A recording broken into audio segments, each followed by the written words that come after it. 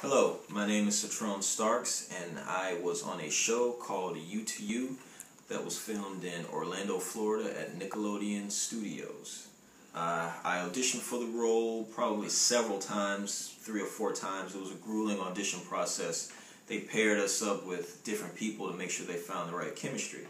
My co-star was Ali Rivera, the beautiful and talented Ali Rivera. A typical day at Nickelodeon Studios was a lot of fun. There was a lot of people in and out, a lot of celebrities that came in to film different things. The audience, actually, there was a tour that came through, right through in the middle of the studio, sometimes during filming, sometimes when we were in hair and makeup. There was a glass case right there. Instead of a wall, there was a glass case that took up the entire right side of the makeup room, of the hair and makeup room. And the audience would come through and they would take pictures, and sometimes the kids would knock on the glass. The shows at the time that were filmed there when we were doing our show was all of that, and then later the Kenan and Kel show.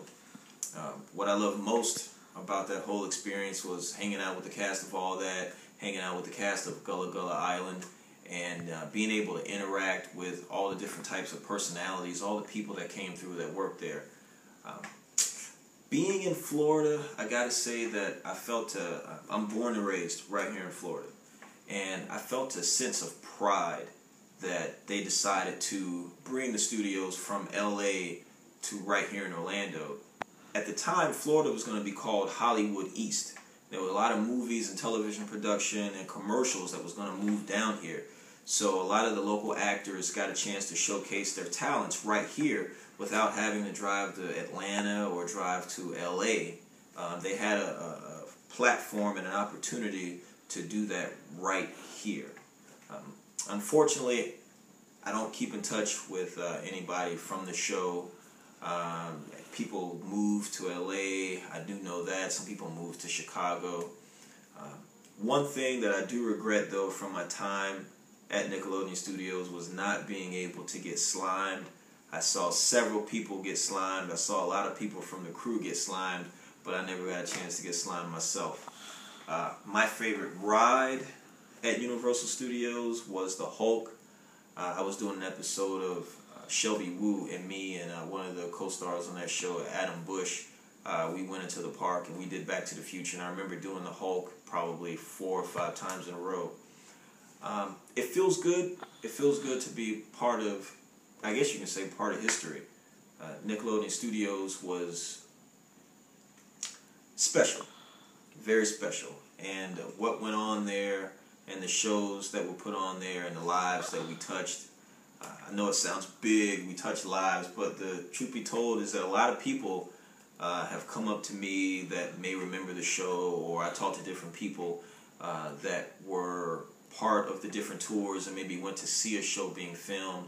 And when you're a kid and you're able to meet people that you see on TV, or if you're able to just simply walk through the studios and see a set or see a game show being filmed, there were a lot of kids that said that was the moment I wanted to go into acting, or that was the moment I wanted to go into television production. So it feels good to be a part of that, even if it's small or large. Just being a part of that is really special. One of my favorite behind-the-scenes moments was my favorite behind-the-scenes moment would have to be a time when Brandy was a musical guest on All That. And she was probably, this was 97, 98, so I mean, you gotta imagine how old she was. We were all pretty young at the time. Brandy was in, I think it was my dressing room, and Kenan and Kel were in there, and Ray J was in there, and Marcus Houston was in there. And then we had this, me and Kel and Kenan and Brandy and Ray J and Marcus, we had this freestyle session. You can probably imagine how corny it was at the time. But to me, that was a big deal. We were all just rapping back and forth. I think Kenan was doing the beatbox or something. So that was probably my fondest memory.